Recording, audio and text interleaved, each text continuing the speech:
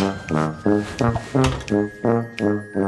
hey, I didn't see you there. Well, I'm clearly preparing Thanksgiving dinner, so I'm taking the week off of our regular news. But I did prepare a nice Thanksgiving throwback treat for you all.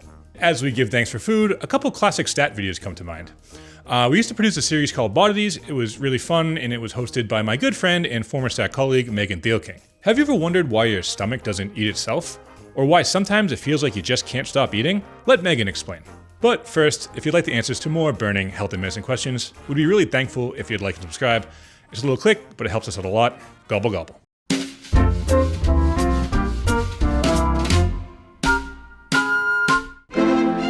Stomachs never cease to amaze me. They're able to take cheeseburgers and Sour Patch Kids and even salad, if that's your thing, and break all of it down. But how does your stomach know when to stop eating? Why doesn't it just keep eating and eventually eat itself? To answer that question, I'm going to start at the very beginning, my lunch. Your food gets into the stomach, and they're actually sensors that sense what kind of food you've had. And so when you have a cheeseburger, fat takes longer to digest. By 4 hours, all of us should have emptied out everything in our stomach. But things like fats and things like roughage, salad, things like that, those can stick around for a long time because they require a lot of effort on your stomach's part to be able to break it down into these smaller and smaller pieces to get out this door. So what stops your stomach from then eating itself? The stomach is always in a battle against eating itself. And in fact, when you have an ulcer, that is an example of the stomach eating itself. When you eat a cheeseburger, it slides down your esophagus and into your stomach where acid mashes it all up. The stomach is actually a lot more acidic than the rest of the body because it has to be able to break down your food. It's important to have that acid because it actually kills off a lot of things you swallow so that you don't get sick, that they don't make it further down into your body.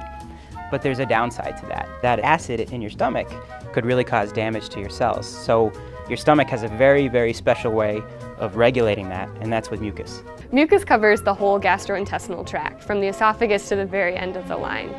But the mucus in your stomach is actually a little bit different because it needs to protect the outer layers of your stomach from coming into contact with the acid inside.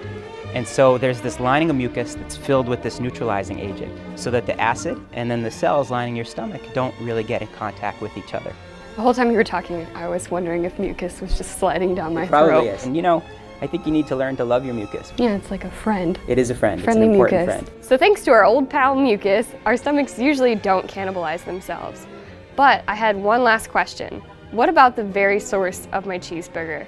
After all, cows do have 4 stomachs. Could cows have a domino effect where one stomach eats the next stomach, and so on? So I have no clue. I need to find that out now. It's on my list now, though. Okay. So okay, good. I'll find out for you. Thank you. Let me know. I eat all the time, like all the time. First breakfast, second breakfast, lunch, pre-dinner, dinner. People have told me it's just because I have a fast metabolism, which made me wonder, what actually is metabolism and how can it be fast? I went to an expert in the field to find out. Why am I always so hungry? Well, there's like sort of your metabolic brain, which is your sort of perfect homeostatic brain, which drives you to eat when energy resources are low. I mean, you can think of metabolism itself as maybe your body's engine. There are other components to your metabolism too. There's your physical activity level, which makes up about 20%. That's something you can adjust yourself to boost your metabolism. Another one, though, comes back to all of the snacks. Your body actually burns up energy as you digest food, and so certain foods have a greater or lesser metabolic demand. Is there a difference if you eat 1,000 calories of donuts and cake and ice cream versus 1,000 calories of like grilled chicken and broccoli? Yes, highly processed foods will cause your blood sugar to go up and will cause insulin to be secreted. It will cause you to store more calories as fat. You are going to be a lot healthier if you have higher quality foods. Everything you eat takes energy to metabolize, and how much energy it takes, or the thermic effect of food, depends on what you eat. Proteins take up the most energy, followed by carbs, and then fat. But what about people who say they had a fast metabolism and then somehow they lost it? So metabolism tends to slow down with age. The thermic effect of food changes, your body composition changes, even things like smell and taste change. These factors actually influence your weight gain and appetite more than changes in your metabolism. That really only drops a few percentage points between ages 20 and 70. The bad news?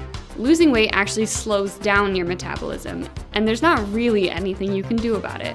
Someone who was, say, 180 pounds and lost weight to 150 pounds will have to forever, probably, eat fewer calories than someone who has always been 150 pounds. So if you're hoping to have first breakfast, second breakfast, lunch, and pre-dinner, try to squeeze a little exercise in between. Well, I'm ready for pre-dinner now. Happy Thanksgiving, and we'll be back next week. Same stat time, same stat channel.